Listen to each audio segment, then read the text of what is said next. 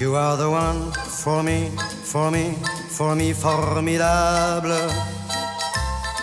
Bonjour à tous, Antoine Béclin, directeur adjoint du Crédit Agricole Brie Picardie pour la banque privée de la Somme et de l'Oise. J'ai le plaisir d'animer aujourd'hui notre premier plateau des experts qui se tourne aujourd'hui dans un lieu emblématique pour la caisse régionale qu'est le stade du Crédit Agricole La Licorne. Actualité oblige, euro oblige, le lieu est parfaitement choisi.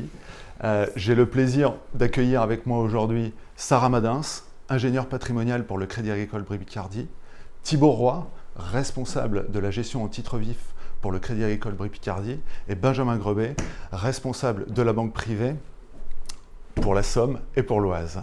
Avant de rentrer dans nos débats, messieurs, dames, je voudrais dire quelques mots de la caisse régionale. Donc aujourd'hui, la caisse régionale, c'est plus d'1 million de clients qui sont répartis sur 3 départements, la Somme, l'Oise et la Seine-et-Marne. Notre territoire est maillé par un peu plus de 200 agences, animées par plus de 2700 collaborateurs, tous engagés, avec des pôles d'expertise qui se situent sur ces 3 départements. On peut citer les centres d'affaires entreprises et la banque privée. Et donc nous avons aujourd'hui 3 représentants de la banque privée. Je démarre tout de suite par vous, Sarah. L'année prochaine, c'est les élections, 2022, très bien. On parle d'une fiscalité qui risque d'évoluer, qui est déjà très lourde en France. Qu'est-ce que vous pouvez nous dire de ça ? Alors aujourd'hui, effectivement, il est difficile de faire des pronostics sur les futures évolutions en fonction des résultats des présidentielles. Mais ce qu'on peut déjà faire, c'est faire un état des lieux de la fiscalité pendant le quinquennat d'Emmanuel Macron, de voir d'où on est parti, quels sont aujourd'hui les modes de taxation des différents flux de revenus et finalement ce qui pourrait changer dans le cas où on aurait un président autre qu'Emmanuel Macron. Depuis le 1er janvier 2018, loi de finances qui a été très riche en modifications, les revenus financiers et plus particulièrement donc les dividendes, les intérêts et les plus-values de cession de valeurs mobilières sont taxés à la flat tax au taux de 30%, qui se décompose de la manière suivante. Donc on a un taux à 12,8%, auquel s'ajoutent les prélèvements sociaux au taux de 17,2%. Donc on a un taux de taxation globale à 30%, qui est plutôt favorable si on compare ce taux à la situation avant le 1er janvier 2018, puisque, je le rappelle, avant le 1er janvier 2018 et depuis le 1er janvier 2013, nous étions à une barémisation de tous les revenus, donc taxation au barème de l'impôt sur le revenu, donc des dividendes, des plus-values et des intérêts. Avec une particularité pour les dividendes, puisque lorsque les dividendes sont taxés au barème de l'impôt sur le revenu, on bénéficie d'un abattement de 40%, voilà, il y a une erreur.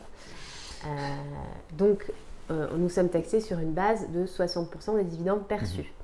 Donc, ce qu'on peut déjà se dire, c'est qu'effectivement, depuis le 1er janvier 2018, les investissements financiers sont plutôt favorablement taxés, avec une flat tax globale au taux de 30%. On a toujours la possibilité d'opter pour le barème de l'impôt sur le revenu, qui, je le rappelle, s'échelonne entre 11% et 45%. Donc la première tranche du barème est à 11%, mais pour des revenus qui ne dépassent pas 26 000 euros par an. Donc effectivement, quand on est sur des tranches avec des distributions de revenus, de dividendes ou des cessions et des plus-values de cessions de valeurs mobilières, soit parce qu'on a une entreprise, soit parce qu'on investit sur les marchés, on est très vite à 45%, 41% en fonction des montants, puisque dès 73 000 euros de revenus, nous sommes à une tranche de 41% au barème de l'IR. Donc effectivement, on a toujours la possibilité d'opter pour l'impôt sur le revenu dans le cadre des revenus financiers perçus. Mais attention, il faut le rappeler, cette option pour l'impôt sur le revenu est globale et irrévocable. Donc lorsqu'un contribuable a plusieurs flux de revenus dans l'année, il y a une vraie réflexion à avoir sur l'opportunité ou non d'opter pour l'impôt sur le revenu. Et en général, sauf à ne pas être imposable, bien évidemment, l'option pour le barème de l'impôt sur le revenu n'est pas favorable et il vaut mieux rester à la taxation au prélèvement forfaitaire unique à la flat tax au taux de 30%. À ceci s'ajoute la contribution exceptionnelle sur les hauts revenus au taux de 3% et 4% qui va se déclencher en fonction du revenu fiscal de référence du contribuable. Pour les célibataires, on va être à un déclenchement, un seuil de 250 000 € pour la taxe à 3%. Et pour les personnes mariées, on va être sur un seuil de 500 000 €. Donc il faut percevoir plus de 500 000 € de revenu fiscal de référence, donc tout revenu confondu, pour commencer à être soumis à cette... Même ceux qui ont été soumis à la flat tax. Exactement. Donc la flat tax, c'est vraiment la taxation, on va dire, à l'impôt sur le revenu. Et la contribution exceptionnelle sur les hauts revenus, c'est une surtaxe qui s'ajoute au revenu fiscal de référence. Et là, on va raisonner sur un revenu global, tout revenu confondu du foyer, sur une base avant abattement, donc sur une base vraiment sur une base 100. Donc, ce qui est important aussi, c'est de donner les revenus qui restent exclus du prélèvement forfaitaire unique au taux de 30%, puisqu'on a eu effectivement une taxation favorable pour les revenus financiers. Les revenus fonciers, en revanche, restent exclus de cette flat tax au taux de 30%, restent soumis au barème de l'impôt sur le revenu, donc une tranche qui, je le disais, s'échelonne entre 11% et 45%, auquel s'ajoutent les prélèvements sociaux, ce qui nous amène, quand on est à une tranche à 45%, à une taxation quand même de 62,2% au barème de l'impôt sur le revenu. C'est ça, parce que le prélèvement, c'est 17,2%. Exactement, qui s'ajoute à la tranche marginale au barème de l'impôt sur le revenu. Donc on est quand même sur une taxation à 62,2% environ. Donc aujourd'hui, les revenus fonciers sont lourdement taxés. Les plus-values de cession sur l'immobilier sont taxées à 19% plus 17,2%. Donc on est sur un taux de taxation qui peut atteindre 36,2%. Avec, en tout cas, avec une possibilité d'avoir un abattement à partir de 6 ans de détention pour l'immobilier, qui va s'appliquer, donc cet abattement sur l'impôt sur le revenu, donc le taux à 19% va être réduit, avec une exonération totale au bout de 22 ans. En fait, on a un double abattement, un abattement qui s'applique au taux d'impôt sur le revenu et un abattement qui s'applique aux prélèvements sociaux. Donc une exonération totale au bout de 30 ans, si on veut avoir 100% de la plus-value exonérée en réalité, sur la totalité de la plus-value immobilière. Mais donc, ça, c'est quand vous détenez le bien en direct ou via une SCI translucide. Exactement, c'est-à-dire que la société civile translucide va bénéficier de la fiscalité immobilière des particuliers, que ce soit sur les revenus perçus dans le cadre de la société ou dans le cadre des plus-values immobilières constatées dans le cadre du bilan de la société. Donc aujourd'hui, une flat tax plutôt favorable, des revenus fonciers plutôt taxés assez lourdement, surtout sur la partie revenus. Les plus-values immobilières, elles, bénéficient d'abattements pour durée de détention. Donc, on a quand même une fiscalité qui est allégée avec le temps. Plus le bien est conservé longtemps, moins le taux de taxation sera élevé. Et tu penses justement que ce taux-là de flat tax 30%, 12,8% d'impôts, 17,2% de prélèvements sociaux pourrait évoluer justement après les élections ? Est-ce que c'est quelque chose qui... C'est quelque chose qui pourrait, après tout, nous étions sur une taxation au barème de l'impôt sur le revenu depuis le 1er janvier 2013 jusqu'au 1er janvier 2018. Donc on pourrait revenir sur une taxation au barème de l'impôt sur le revenu de tous les revenus du capital, comme c'était le cas avant le 1er janvier 2018, comme d'ailleurs pour l'ISF. Je vais y venir après. Donc voilà, les revenus fonciers aujourd'hui sont exclus du champ du prélèvement forfaitaire unique. L'ISF a été supprimé depuis le 1er janvier 2018. Donc tous les placements financiers et la détention immobilière étorchant aujourd'hui de la taxation de l'IFI, puisqu'aujourd'hui nous ne sommes plus sur un impôt sur la fortune, mais sur un impôt sur la fortune immobilière, avec une taxation des actifs immobiliers détenus directement ou indirectement. Donc les unités de compte immobilières sont aussi taxables quand elles sont détenues dans le cadre d'enveloppes, par exemple de type assurance vie, et un barème, également un seuil, qui se déclenche à partir d'1,3 million € de taxation. Bien sûr. Donc, avec un retour en arrière à 800 000 €. Effectivement, donc un seuil qui se déclenche à partir d'1,3 million € d'actifs net taxables. Et quand on atteint ce seuil d'1,3 million €, nous sommes taxés dès 800 000 € de détention. Donc un seuil à 1,3 million, mais une taxation dès 800 000 € de patrimoine immobilier détenu. Donc on voit effectivement que la détention immobilière est aujourd'hui le poste le très lourdement taxé. Le plus taxé. En revanche, nous n'avons pas eu de modification sur les droits de succession depuis le 1er janvier 2018. Donc les droits de succession, on a toujours un conjoint depuis la loi TEPA qui est exonéré de toute taxation dans le cadre des successions ou dans le cadre des assurances vie. Et un barème, un barème des droits de succession qui s'échelonne entre 5% et 45%, à savoir des 15 000 € environ de barème de patrimoine transmis par héritier, on est tout de suite à 20% de taxation. Oh, très bien, merci Sarah. Benjamin, moi ce que Sarah me dit, c'est quand même que la fiscalité est assez lourde finalement, que ce soit sur les flux ou sur le stock. Qu'est-ce que vous dites aujourd'hui à vos clients Antoine, on a deux choix finalement dans la fiscalité. Soit on la subit, soit on la prend en main et on essaye de se l'alléger. Je pense qu'aujourd'hui, en France, on a quand même, certes, une fiscalité hyper prégnante et parfois douloureuse pour le contribuable, sur tous les niveaux. Sarah évoquait les droits de succession, évoquait les droits de donation, elle évoquait aussi le foncier qui est fortement taxé aujourd'hui, avec l'IFI qui vient encore appesantir davantage cette taxation.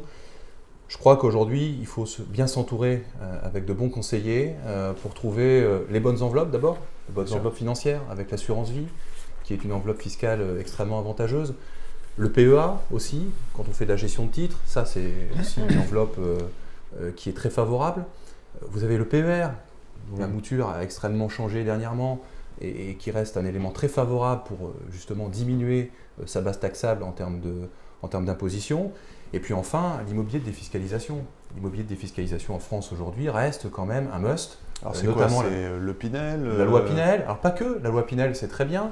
D'ailleurs au passage, Antoine, la loi Pinel va connaître dans les prochains mois et surtout en 2022 un attrait beaucoup moins favorable que celui qu'on connaît aujourd'hui. Donc attention, peut-être des fenêtres de tir aujourd'hui sur les acquisitions et les investissements en Pinel pour les contribuables et nos clients.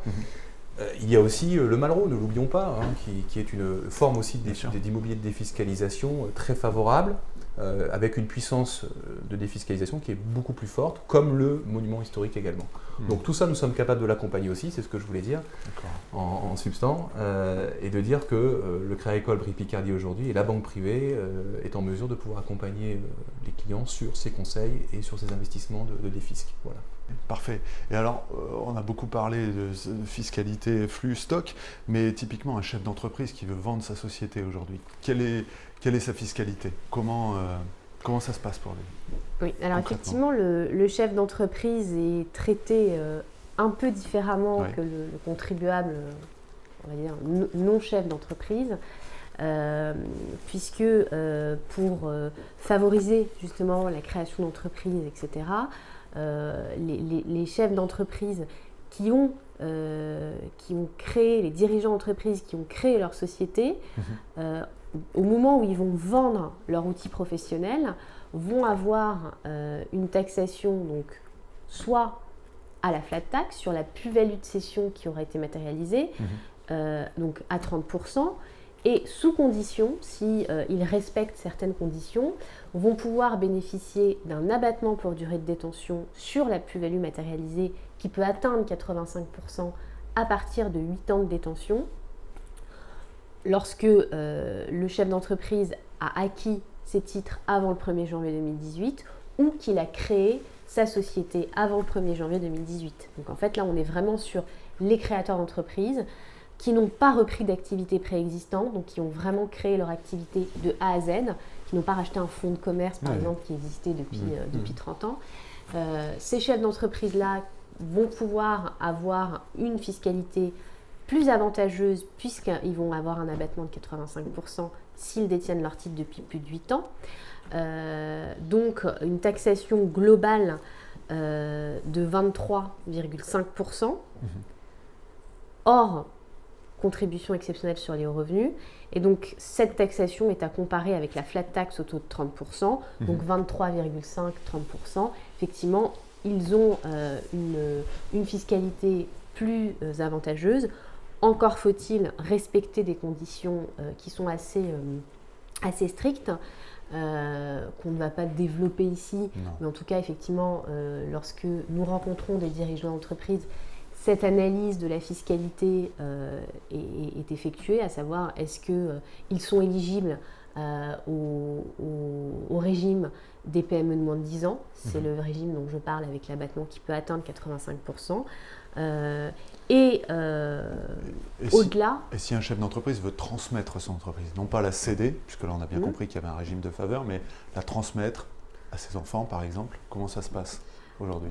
Alors là aussi, il ne va pas être traité comme tous les contribuables, parce que là aussi, pour favoriser la transmission familiale et la pérennité des entreprises familiales, il existe un dispositif qu'on appelle le pacte Dutreil, qui va permettre aux chefs d'entreprise de transmettre un outil professionnel à un enfant repreneur. Donc la logique effectivement du pacte Dutreil, c'est vraiment de transmettre à un enfant qui va prendre la relève et qui va gérer l'entreprise à la place de son père par exemple. Et donc là effectivement, le pacte Dutreil va quand même nécessiter de respecter un certain nombre de conditions qui là aussi font l'objet d'une analyse et d'un audit assez fin de tous les conseils qui peuvent exister sur la place, notaires, avocats, experts comptables, etc. Donc là, il y a vraiment toutes les spécialités qui échangent entre elles afin de savoir si... Et vous prenez part à ces discussions, justement, quand on décide de mettre en place un pacte Dutreil? Bien sûr, oui, effectivement. Donc, quand on rencontre des chefs d'entreprise qui commencent à se poser la question de savoir est-ce qu'ils vont vendre, est-ce qu'ils vont céder, est-ce qu'ils vont transmettre, pardon. On a quand même une analyse en amont pour savoir si le pacte Dutreil pourrait être mis en place et à quel niveau on va mettre en place ce pacte Dutreil. Est-ce que tous les enfants sont repreneurs, parce que parfois on a des enfants qui travaillent, qui vont reprendre la boîte à plusieurs, parfois non. Donc on a des systèmes qui existent comme le Family Buyout qui permettent d'indemniser les enfants non repreneurs pour ne pas rompre l'égalité entre les frères et sœurs. Donc là, effectivement, il y a un audit à faire et un échange à avoir avec le chef d'entreprise. Et ce qu'il faut quand même garder en tête, c'est que le pacte Dutreil, c'est quand même c'est un engagement collectif de conservation qui va être pris sur les titres de la société opérationnelle, mais qui va nécessiter de conserver ces titres. Donc on va avoir des engagements de conservation qui sont de 4 ou 6 ans. Donc ce qui veut dire que derrière, on ne prend pas la décision de céder quand on a transmis des titres par voie de donation à ses enfants avec un abattement de 75%, puisque le pacte Dutreil permet un abattement de 75% sur la valeur des titres qui sont transmis. Et donc là, ça nous amène à une taxation globale de 11,25% au lieu de 45% au droit de donation, puisqu'on a cet abattement de 75% qui va s'appliquer. Et même, on va même aller au-delà quand on transmet des titres de société en pleine propriété et non pas avec réserve d'usufruit. Donc on ne transmet pas la nue propriété, mais on transmet la pleine propriété aux enfants. on a même un abattement supplémentaire, puisqu'on a une réduction de droits de 50% quand on le fait avant 70 ans. Donc là, ça nous amène à 5,6% de taxation globale. Donc c'est quand même un mécanisme qui est hyper puissant. Et ça, c'est un sujet sur lequel vous pensez qu'on pourrait revenir là, dans les années à venir? Alors, il y a déjà eu là, actuellement une refonte du dispositif Dutreil en 2019 avec une instruction qui vient de paraître. Donc, on a eu de légères modifications, mais qui ne touchent pas le taux. Donc, on a toujours cette exonération de 75%. Pour l'instant, le Dutreil n'est pas forcément dans le viseur. On durcit quand même les conditions petit à petit. On voit bien que les conditions, c'est plus aussi simple qu'avant de se dire je transmets via Dutreil et mes enfants ne seront pas repreneurs, parce que l'esprit du texte, c'est quand même un enfant repreneur, mais on arrivait à se dire on transmet et on verra bien ce qui se passera. Les conditions sont quand même un peu durcies. En revanche, ce à quoi on peut s'attendre en 2022, c'est un retour en arrière, puisque avant le 1er janvier 2018, nous étions taxés au barème de l'impôt sur le revenu sur tous les revenus du capital, donc ça pourrait revenir. L'ISF pourrait également revenir, l'IFI pourrait disparaître et on reviendrait sur un modèle de type ISF. Et pourquoi pas une refonte des droits de succession qui n'irait pas forcément dans le bon sens, puisque il y a maintenant à peu près 2 ans, il y avait quand même on a vu passer des débats et des choses qui pourraient amener une refonte des droits de succession, mais pas forcément dans le sens de l'allègement, plutôt du durcissement. Donc pourquoi pas, en fonction des candidats. Ouais, sur les droits de succession, c'est vrai, moi je me permets d'intervenir. Sur les droits de succession, je suis totalement d'accord avec Sarah. Il y a quelque chose qui est dans les cartons de Bercy, clairement. Sur ce point-là, parce qu'aujourd'hui en France, il faut l'admettre, que l'on donne ou que l'on décède et donc qu'on transmette à cause de décès, c'est la même taxation, c'est le même barème pour les héritiers. Donc aujourd'hui, on est quand même dans une situation où il y a une sorte d'inégalité entre s'appauvrir finalement de son vivant et transmettre pour cause de décès. Donc il y aura peut-être quelque chose qui va s'organiser, je ne sais pas, on n'a pas de boule de cristal sur le sujet, mais en tous les cas, c'est une réflexion aujourd'hui, on le sait, ça fuite un peu, donc on a quelques indicateurs qui nous disent que peut-être les successions vont-elles être davantage taxées et la transmission de son vivant va être peut-être allégée sur certains biens. Je pense à la résidence principale notamment, qui était un sujet aussi débattu. Donc attention sur ces points-là. Sur le Dutreil aussi, moi je voulais simplement dire un point important, c'est que le Dutreil, ça ne coûte rien de signer un engagement collectif, même si on n'a pas la volonté de transmettre immédiatement. Alors ça, c'est un engagement collectif. C'est simple de faire justement un pacte Dutreil, concrètement? C'est très simple, soit un avocat, soit un notaire peut le recueillir. C'est un engagement finalement collectif pendant 2 ans qui est renouvelable.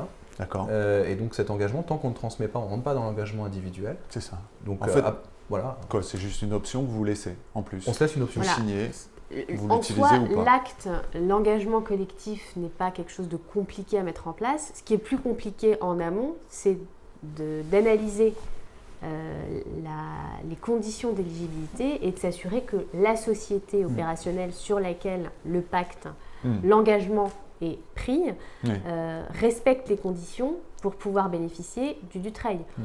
Même si finalement le Dutreil est assez souple, puisque on accepte les activités mixtes, donc on peut avoir une activité commerciale pour partie, civile pour partie, pour pouvoir être éligible. Merci. Question collective, si on devait prendre quelques décisions là avant l'année prochaine, ça serait quoi, simplement? Par rapport, je dirais Question piège. Ou pas. Non, mais ce que je veux dire par là, c'est est-ce qu'il y a des enveloppes à ouvrir typiquement? Est-ce qu'il ne faut pas prendre date sur certains sujets? Je crois qu'il y a un incontournable. Il y a 2 incontournables importants aujourd'hui sur la gestion financière.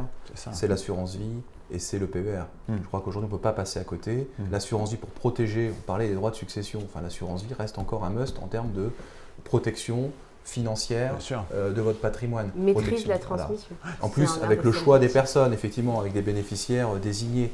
Donc, il y a une maîtrise totale de la transmission, à la fois fiscale et à la fois civile aussi, hein, dans le choix des personnes qui recueilleront ces capitaux. Et puis, le PER. Le PER est aujourd'hui J'allais dire. beaucoup remasterisé, Ouais. avec un attrait beaucoup plus important. Et puis, on sait aussi, et ça, pareil, on n'a pas de boule de cristal, que les retraites, dans le temps, en tous les cas, seront de plus en plus faibles et le PER peut venir justement renforcer ces retraites qui auront tendance dans les années à venir très probablement à diminuer. Alors, pour l'assurance vie, effectivement, aujourd'hui, quand on parle de droit des successions, dans le cadre de la transmission, effectivement, c'est quand même l'un des seuls outils qui nous reste aujourd'hui. Bon, qui a été et beaucoup remanié aussi quand même. Hein, Mais finalement, au fil des années, sur les transmissions, pas tellement. On se rend compte qu'il y a quand même une stabilité des taux on est de passé l'assurance d'une vie exonération totale, qui reste traité hors succession, et ça c'est important, ça n'a pas été modifié à ce niveau-là, ça reste un outil de transmission qui est traité hors succession, avec Ça, un c'est barème particulier, avec un abattement par bénéficiaire de 152 500 €. Ouais. Donc quand les clauses bénéficiaires sont bien rédigées, parce qu'il ne s'agit pas de souscrire un contrat d'assurance vie et de laisser une clause standard, quand on arrive sur des compositions familiales particulières et des patrimoines importants, une clause bénéficiaire, ça se travaille. Et une taxation au-delà de 152 500 € par bénéficiaire quand on a investi avant 70 ans. Il y a aussi une limite d'âge, il ne faut pas attendre trop longtemps. Une taxation qui est quand même un barème beaucoup plus avantageux que les droits de succession. Clairement. Donc PER, Incontournable. assurance vie, PER, très bien. Et l'assurance vie, c'est aussi un outil de vie. Eh C'est oui. important. Et parce bien que ça, on va y venir. Parce voilà. qu'en fait, là, Et justement, donc, je vais interroger Thibaut. Thibaut va pouvoir bien gérer Puisque Thibaut, cet outil en de fait, vie. l'année dernière, on a quand même vécu quelque chose d'exceptionnel, hein. Une volatilité extrême sur les marchés. Moi, ça faisait bien longtemps que je n'avais pas vu des séances à moins 15, moins 20. Enfin bref, des clients qui, pour le coup, ont compris quand même ce qui se passait, hein, puisqu'en fait, ils voyaient au quotidien des magasins se fermer, ils voyaient au quotidien leur travail se réduire. Et d'autres faits bien réels. Il n'empêche qu'aujourd'hui, est-ce que vous pourriez nous faire un point là, sur les marchés, justement qu'est-ce qu'on fait aujourd'hui en fait, dans cette période actuelle? Comment est-ce qu'on fait pour gérer un contrat d'assurance vie? Comment est-ce qu'on fait pour gérer un PEA, du titre vif, de l'OPC, de la dette, de l'action, des structurés? Dites-nous un petit peu ce que vous faites aujourd'hui. Plusieurs choses. Déjà, le maître mot, ça reste quand même la diversification, surtout en ce moment. On va en parler certainement un peu plus tard, mais sur la partie taux et sur la partie action, il y a des choses qui se mettent en place en ce moment. Pour revenir sur l'année Covid, en effet, c'est une année des extrêmes. Hein. On a touché plus de moins 35% sur le CAC 40 pour revenir à moins 7% en fin d'année. L'amplitude est énorme. Et aujourd'hui, on est à plus 20% sur des niveaux à 6500, 6600 points. Mais qu'est-ce qui explique ça justement? C'est quoi? C'est les résultats des entreprises qui sont très bons? C'est les perspectives? C'est les perspectives clairement. Aujourd'hui, quand on a évoqué, notamment en mars, que toute l'économie allait se mettre sous cloche, tout le monde a bien compris que les revenus et les perspectives de croissance allaient avoisiner zéro, même voire en négatif. Du coup, les investisseurs ont fait ce qu'on appelle un sell-off. Ils ont vendu coûte que coûte leur position. À partir d'un certain niveau, on retrouve quand même une certaine lueur de lucidité et qu'on dit que ça ne peut pas aller à zéro non plus.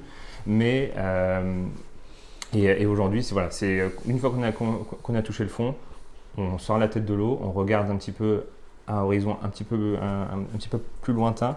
On avait déjà des rumeurs sur des actions qui marchaient, notamment le confinement, ce qu'on a connu notamment les clôtures à partir de 19h, puis 20h, puis 21h. Ça avait un impact déjà positif sur la maladie, sur le retrait, notamment sur le niveau du R0 qui est pas mal publicité en ce moment. Et donc, on avait déjà une lumière au bout du tunnel. Et donc, pardon. Ouais, en fait, non, mais ma question c'était, ok, on a vu une reprise juste folle sur les marchés. Ouais. Mais en vrai, est-ce que tout a monté ou est-ce qu'il y a vraiment des secteurs d'activité qui ont monté, des pans parce qu'en fait, on a parlé à un moment donné de reprise en K, de reprise en W, de reprise en V, en U. Enfin voilà, si vous pouvez nous éclaircir aussi là-dessus avec un petit peu de recul. Alors, au niveau des secteurs, clairement, il y a, et notamment pendant la période 2020, enfin sur l'année 2020, il y a 2 secteurs qui ont clairement tiré leur épingle du jeu. C'est les valeurs technologiques. Les plus connus sont les GAFAM que l'on connaît à peu près tous, les Google, Amazon, Facebook et Microsoft, qui, elles, ont littéralement explosé, c'est plus 50% sur 2020. Et les valeurs écologiques ou vertes, comme on les appelle, qui ont également tiré leur épingle du jeu, puisque c'était vraiment, ça a été aussi une période où on s'est rendu compte de l'impact que l'on avait sur l'écologie. Et notamment, il y avait une petite anecdote qui faisait sourire, c'était notamment le retour à Venise des poissons. Et ça, c'était quelque chose que les Italiens n'avaient pas vu depuis très longtemps. Donc voilà, c'était toute une démarche qui s'était mise en place et tout un intérêt pour les investisseurs déjà de revenir, puisqu'ils voyaient bien des perspectives dessus. Et en plus de ça, c'était des valeurs qui continuaient à recevoir des flux. Donc ça, c'est vraiment pour l'année 2020. Et en revanche, 2021, où là, on constate vraiment depuis le début de l'année, c'est un changement drastique dans la gestion. Pour faire relativement simple, on a la gestion qu'on appelle croissance, où on va retrouver justement toutes ces valeurs technologiques et écologiques. Et en revanche, une gestion un peu plus value, ou plutôt cyclique, où on va retrouver notamment les compagnies aériennes qui, vous vous en doutez, n'ont pas forcément bien marché en 2020 et qui en revanche là ont littéralement explosé et reviennent sur des niveaux un peu plus acceptables. Donc voilà, il y a ça, il y a les valeurs pétrolières également qui marchent aussi très fort, les valeurs de loisirs. Donc enfin voilà, c'est tout un écosystème sur les valeurs cycliques qui redémarre et qui était un pan de l'éventail des investissements qui était totalement délaissé depuis plusieurs années. Donc voilà, c'est des rotations qui sont sévères et qui sont brutales, puisque ça a lieu quasiment du jour au lendemain. Bon, très bien. Et alors aujourd'hui, en fait, qu'est-ce que vous faites quand un client vous confie des capitaux ? Voilà, donc la meilleure réponse, c'est la diversification. Aujourd'hui, oui, il faut être investi sur les GAFAM, puisque c'est un incontournable aujourd'hui de nos vies. Et quand on regarde même sur nos smartphones, on utilise tous les jours, et même plusieurs fois par jour, ces différentes valeurs. Et à côté de ça, aujourd'hui, il faut bien prendre en compte qu'on est dans une phase de réouverture économique et de relance économique. Et l'exemple, encore une fois, le plus parlant, c'est sur l'aéronautique. Aujourd'hui, on a vu, on revoit plutôt des avions voler, ce qui fait du bien. Mais d'un autre côté, l'année dernière, ce n'était absolument pas le cas. Et donc, toute cette thématique, il faut avoir un pied dedans, si je peux parler un peu de manière familière. Mais voilà, il faut avoir un pied dedans. Et pour capter justement ce potentiel, j'ai un exemple qui parle assez, notamment Aéroport de Paris aujourd'hui, qui se traitait sur les 180 € avant Covid, qui aujourd'hui est aux alentours des 110-113 €. Voilà, il y a une marge qui est encore conséquente et sur laquelle il faut être investi selon nous. Ok. Thibaut, question annexe au marché. Aujourd'hui, vous avez beaucoup de clients.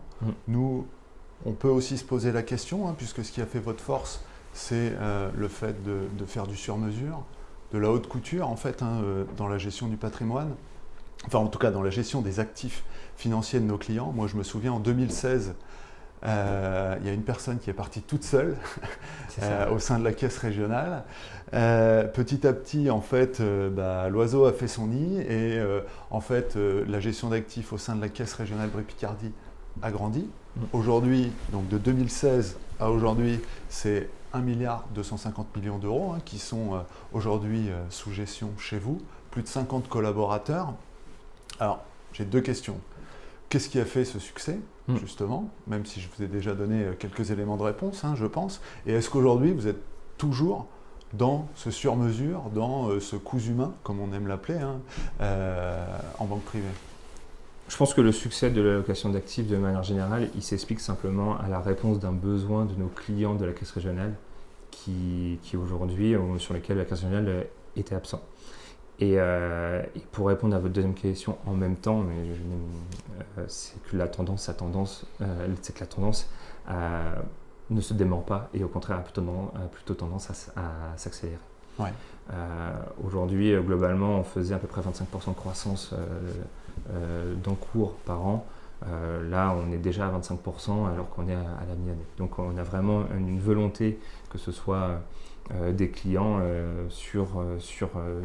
pour capter les performances des marchés, d'où des années extrêmes comme 2020, ou bien alors cette volonté de diversifier, comme on le disait, et de jouer justement cette carte fiscale avec l'assurance vie, ou bien alors le PEA ou le PER.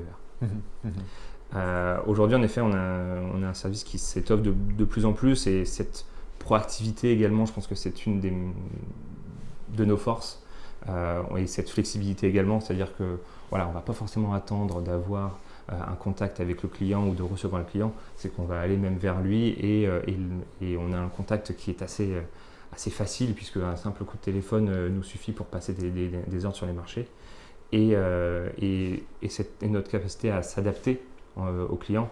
On a des clients qui ont des profils de risque très différents, et voilà, on charge à nous après de s'adapter en fonction, si jamais vous êtes un client un peu plus intéressé par les investissements verts, ou bien alors sur la partie un petit peu trading, on peut capable de le faire. On peut s'adapter.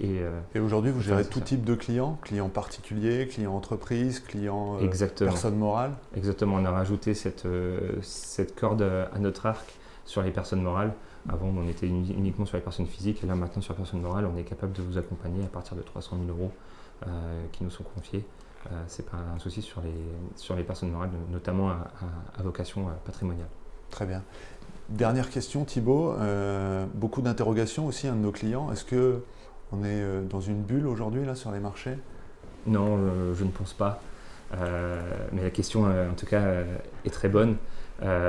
Aujourd'hui, on n'est pas dans une bulle dans la mesure où, c'est ce que je disais, on est dans une phase où on est dans une reprise économique, et on a une certaine croissance qui est attendue, qui n'est pas connue depuis très longtemps en France et de manière générale en Union européenne, ou bien même dans le monde.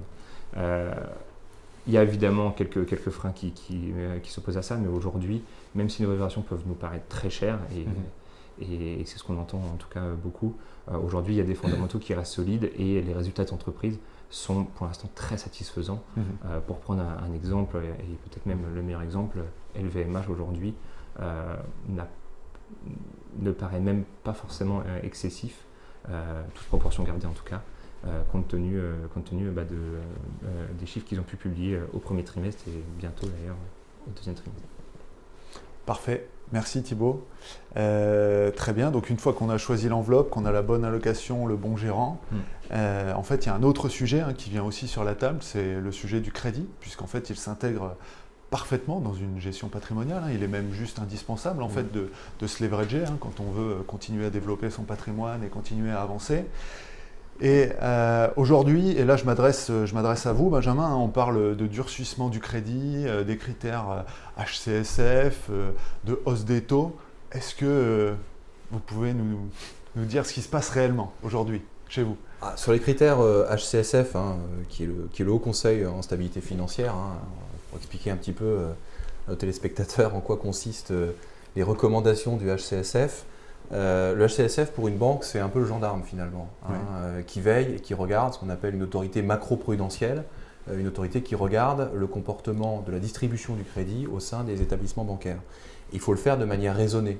C'est un peu finalement l'objectif de ce Haut Conseil en stabilité financière.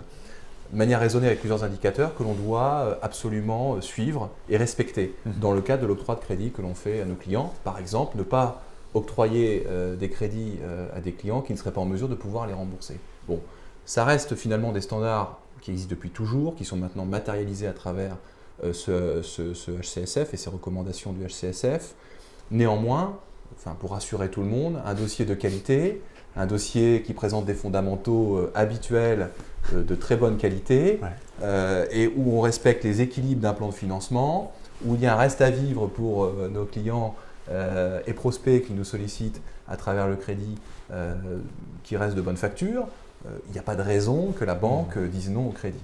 Donc, surtout pas se dire que c'est un critère de durcissement absolu, surtout pas se dire que c'est un critère qui fait qu'aujourd'hui, on obtient avec beaucoup moins de facilité du crédit pour faire des investissements résidence principale, résidence secondaire, qui d'ailleurs les résidences secondaires ont connu une flambée, enfin un investissement dans la résidence secondaire qui ont connu une flambée quand même assez importante avec le Covid. On a tous envie d'avoir un jardin derrière la maison.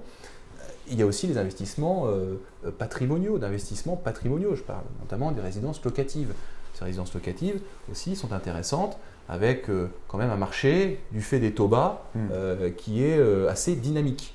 Je laisserai peut-être d'ailleurs la parole à Thibaut sur ce point-là, au niveau des taux, pour s'exprimer davantage sur une vision macro.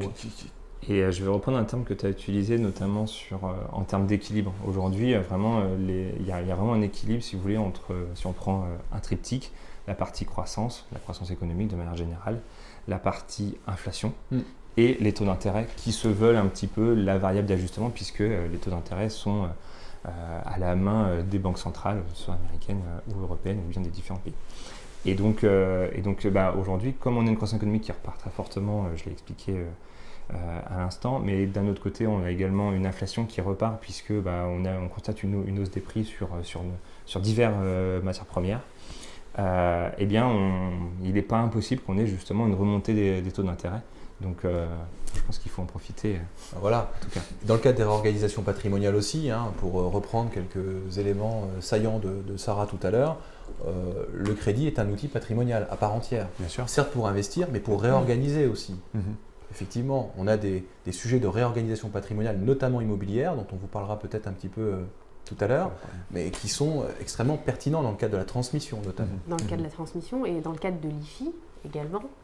Lorsqu'on se pose la question, alors après les dettes sont déductibles aussi sous certaines conditions, mais sans trop rentrer dans les détails, on peut déjà se dire qu'un client qui se pose la question de développer un parc immobilier locatif pour assurer sa retraite, est-ce qu'il le fait à crédit ou pas, ça va avoir un impact sur son assiette taxable à l'IFI. S'il y a de la dette en face, forcément, ça va avoir un effet plutôt positif. Donc la question se pose en fonction de la rentabilité des biens, etc. C'est ça. Et il y a aussi un effet prévoyance peut-être aussi avec le crédit. Complètement, puisque effectivement, en avec cas la couverture, en couverture d'essai, il ne faut pas oublier également que en cas de décès prématuré, la prévoyance d'essai rembourse le prêt et ça, on rencontre des clients parfois qui au moment de la cession de leur outil professionnel veulent rembourser par anticipation les prêts qu'ils ont souscrits pendant leur activité professionnelle. Là, la question se pose.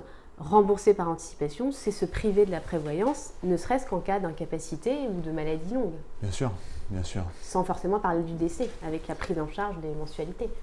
Et il n'y a pas que le crédit immobilier finalement dans la gestion de patrimoine. C'est ça. C'est important de le dire aussi. Souvent, on a la question de la part de nos clients de se dire j'ai un projet, je veux acheter une voiture, je veux acheter des éléments qui ne sont pas des éléments immobiliers. J'ai un investissement à faire par exemple dans du mobilier intérieur de ma maison ou autre. Je vais déconsolider par exemple des enveloppes d'assurance vie. Pour moi, très mauvaise idée parce que cette enveloppe d'assurance vie peut servir de support pour octroyer un crédit de trésorerie, mais patrimonial, avec un taux forcément qui n'a rien à voir avec les taux qu'on peut connaître aujourd'hui. C'est-à-dire que vous prenez en garantie le contrat d'assurance vie. Tout à fait. Okay. Qui va avoir une rentabilité, si Thibaut le gère très bien, de très bonne facture, mais ça on n'a pas de doute là-dessus. Non. Et à côté, on est en mesure de pouvoir octroyer du crédit avec un taux qui se veut plus favorable, forcément. Forcément. Et donc ça, c'est un vrai effet de levier aussi pour nos clients. L'intérêt, c'est de garder l'enveloppe assurance vie pour la transmission. L'intérêt aussi, c'est de pouvoir faire fructifier ses actifs et puis utiliser à côté le coût du crédit qui est très faible actuellement, y compris pour le crédit de trésorerie. Il faut être honnête là-dessus. Il n'y a pas que le crédit IMO, il y a aussi le crédit de trésorerie dans la gestion de patrimoine. Et très bien, mais si on parle plus globalement, là, Benjamin, le Crédit Agricole Brie-Picardie, donc c'est 3 départements, c'est une banque qui est engagée sur son territoire, elle finance beaucoup, tous les investissements du territoire. Est-ce que vous auriez quelques chiffres à nous donner ? Oui, alors, au-delà des chiffres que je peux vous donner, l'année dernière, c'est plus de 2 milliards d'euros quand même distribués rien que sur le crédit immobilier, dans l'accompagnement sur 3 départements. C'est quand même un chiffre assez éloquent. Mais au-delà de ça, Antoine, moi ce que je veux te dire, c'est que le Crédit Agricole, en fait, l'ADN du Crédit Agricole Brie Picardie et du Crédit Agricole de manière générale, c'est l'accompagnement de l'économie locale, d'abord. C'est notre objectif numéro 1. C'est l'accompagnement des associations, qu'elles soient culturelles, sportives. C'est l'accompagnement aussi des projets de vie de nos clients. Et tout ça, on ne le fait pas seul. On le fait avec des sociétaires. C'est notre modèle, c'est notre particularité. On le fait avec des sociétaires. Et on est engagé localement. Tu parlais au début des 211 agences présentes sur le maillage de notre territoire, de nos 3 départements. Mais nos conseillers sont incarnés. Ils sont présents dans ces agences. Ils sont au plus près de nos clients et des prospects d'ailleurs qui souhaitent venir au Crédit Agricole. On est là, on est présent. Alors ça ne veut pas dire qu'on n'est pas présent aussi d'un côté Internet, puisqu'on a un site qui est de très bonne qualité pour la gestion courante des opérations de nos clients. Mais on a aussi cette façon d'incarner finalement notre proximité dans des agences locales. C'est finalement quelque chose d'assez important pour tous, c'est le fait d'être 100% digitaux et 100% humains. Bien sûr. Voilà. Merci Benjamin. Pour conclure, moi j'aimerais bien un mot de la fin. Et en fait, pour ce mot de la fin, ce qui serait, si bien évidemment vous en êtes d'accord, c'est qu'on prenne un exemple concret de ce qu'on est capable de faire au niveau de la banque privée, au niveau de la direction de la banque d'affaires, lorsqu'on mélange en fait toutes nos expertises là, qui sont réunies, l'ingénierie patrimoniale, le crédit, le placement ou en tout cas l'allocation d'actifs, dans le cadre typiquement, je sais pas moi, d'un chef d'entreprise qui refinance de l'immobilier, ou voilà, si comme ça vous pourriez me donner un exemple concret de ce que vous êtes capable de faire globalement de A à Z. On peut donner un exemple concret anonyme, bien entendu, sur une opération qui a été réalisée il y a quelque temps d'un chef d'entreprise qui a cédé sa boutique, comme on dit, voilà. Mais il a gardé l'immobilier de son entreprise, qu'il détenait de manière transparente, c'est-à-dire qu'il était en direct, il était assez fortement taxé d'ailleurs sur les revenus fonciers, comme l'évoquait Sarah tout à l'heure. Et ce chef d'entreprise est venu nous voir en disant voilà, j'ai vendu ma boîte, l'immobilier, qu'est-ce que je fais? Est-ce que je dois le vendre? Est-ce que je dois le garder? Si je le garde, comment je le transmets? Et c'est là où on a finalement déroulé toute la machine de notre expertise, à la fois sur le pan de l'ingénierie, mais à la fois aussi sur le pan de l'allocation d'actifs. Vous allez vite comprendre, ce chef d'entreprise, on lui a proposé de refinancer ce bien à travers une société civile. Alors, Sarah va vous expliquer ensuite quel est l'intérêt de faire ce type de schéma. Oui. Il a touché le cash de la cession, il détenait le bien depuis quelques temps, donc en plus il a été très faiblement taxé. Il a mis dans la société civile ses enfants, une histoire de transmission aussi qui a été importante, et il a touché du cash qu'il a pu verser sur un contrat d'assurance vie. Et donc cette manne financière a été donc très bien encadrée, très bien protégée pour l'avenir en cas de décès. Et lui a permis de faire des retraits réguliers, puisque l'assurance vie, encore une fois, c'est un outil qui est très utile en cas de vie, et donc a fait des retraits pour s'assurer une retraite décente. Voilà. Donc Sarah, peut-être... retrait donc taxé, on va toujours schématiser sans faire la dissociation entre les versements avant le 26 septembre 2017 ou après. Taxé à la flat tax, donc 30% à peu près de taxation, sur, si on doit comparer ça aux revenus qu'il percevait avant, qui étaient des revenus fonciers, 45 plus 17,2, donc 62,2. Donc l'idée, c'est quand même de substituer un revenu fortement taxé avec un revenu plus faiblement taxé. Là, l'outil professionnel, les murs de sa société vont être, il a continué à les louer à l'acquéreur de sa boutique. Donc l'idée, c'était de garder ce bien quand même dans la famille. Donc le refinancement immobilier permet donc dans les étapes, on constitue une société civile, donc avec les enfants ou pas dès le début, tout dépend des modes de constitution. Soit on va la créer avec un petit capital ou un gros capital, en fonction de la rentabilité du bien, puisque en face on va lever de la dette, c'est vraiment l'objectif de l'opération, pour acquérir ce bien immobilier à monsieur en direct, ancien dirigeant d'entreprise. En fonction de la rentabilité du bien, on va calibrer le montant de l'apport et le montant de la cession. Les loyers vont rembourser les échéances de prêt. Et une fois que cette société est constituée, que la dette est levée, etc., on va pouvoir transmettre les parts aux enfants donc avec une assiette qui va être réduite, puisque la valeur de la société va être calculée en fonction de son actif, mais aussi de son passif, donc actif moins passif. Forcément, la valeur nette de la société va être plus faible avec la dette en face, et donc là, l'assiette des droits de mutation va être réduite. Alors attention. Ouais, mais en fait là je comprends pas bien parce que quelque part il avait des revenus fonciers taxés à plus de 60% et là en fait juste en le passant aux sociétés, ça va diminuer. Alors ça va pas diminuer, mais là la société, après la question qui va se poser, c'est le mode d'imposition de la société. Ouais. Si on est sur une société à l'IS, les revenus fonciers vont être taxés dans la société et on va avoir une société en quelque sorte, une opacité, une société qui va avoir de la dette, qui va pouvoir amortir un bien qui ne pouvait pas l'être dans le cadre d'une société civile à l'IR. Donc le fait d'opter pour l'IS, donc après là, il y a toute une réflexion sur, une fois qu'on a les étapes de constitution de la société, qu'on a optimisé en quelque sorte, ou plutôt maîtrisé la transmission en transmettant des parts de société civile avec grevé d'un endettement, on va pouvoir réduire l'assiette taxable des droits de donation. Et la question qui va se poser ensuite, c'est quel mode d'imposition? Est-ce que je vais être à l'IR ou à l'IS en fonction de la fiscalité que je vais être capable de subir ou pas. Alors effectivement, la structure à l'IS est plus favorable. Aujourd'hui, avec la flat tax, etc., même si on doit distribuer du dividende, on est sur une taxation qui est plutôt raisonnable. Mais là, c'est toute une réflexion qu'on va avoir avec les experts comptables, les notaires et les avocats, à savoir est-ce qu'on reste à l'IR ou on passe à l'IS. Il faut faire quand même attention dans ce cadre dans ces schémas-là. On est dans le cadre de vente à soi-même, parce que les refinancements immobiliers, on appelle ça aussi vente à soi-même. Il y a un certain nombre de précautions à prendre, surtout avec le mini-abus de droit aujourd'hui. On va analyser un certain nombre de choses. Il ne faut pas que la société soit fictive. Les apports, on va les calibrer. Il vaut mieux favoriser les apports plutôt conséquents. On va faire des sociétés, non pas avec un petit capital, mais plutôt avec un gros capital.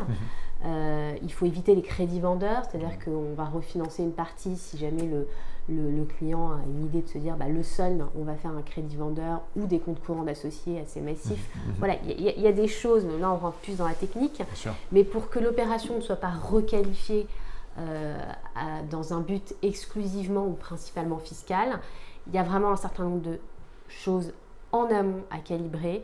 Il y a des notes de structuration qui vont être effectuées avec les notaires pour que la transmission ne soit pas requalifiée et l'opération globale ne soit pas requalifiée. Donc voilà, c'est des opérations qui sont quand même contrôlées parfois, donc il faut faire les choses correctement. Mais on vous accompagne, c'est important de le dire quand Exactement. même. On accompagne nos clients, bien évidemment, avec leurs conseils toujours. On organise même parfois des tables rondes, donc on est en mesure de débattre et trouver une solution commune qui permette d'être la plus sécurisée possible, tout en étant intelligent dans le montage. Voilà. Ce genre de montage, il y a aussi l'aspect IFI également. Ce genre de montage, on a aujourd'hui des clauses anti-abus dans l'IFI qui ne permettent pas de passer la dette au passif si jamais le dirigeant ne transmet que la nue propriété. En tout cas, cette opération ne changera rien pour sa taxation à l'IFI parce qu'on ne peut pas passer toutes les dettes au passif. Ça, c'est important de le préciser. Parfait. Antoine, moi j'aurais voulu dire un dernier petit mot quand même important sur notre mode de fonctionnement en termes de banque privée. Vous l'avez remarqué, on a des experts de très bonne qualité. C'est aussi des experts incarnés par des banquiers privés dans les agences banques privées du territoire, des conseillers en gestion de patrimoine également qui sont présents sur le territoire auprès de notre clientèle et les équipes de Thibaut qui sont présentes aussi sur le territoire et auprès de nos clients régulièrement au téléphone pour les aider dans les choix d'allocation d'actifs qu'ils souhaitent faire.